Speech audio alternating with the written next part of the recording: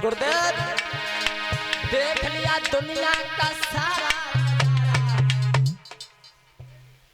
तब देख लो। अरे ना हम किसी के कोई हमारा काम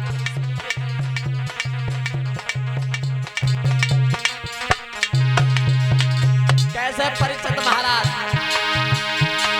मतलब से भैया भैया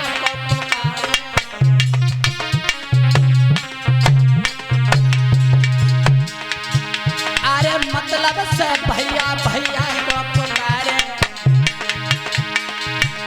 ये मतलब का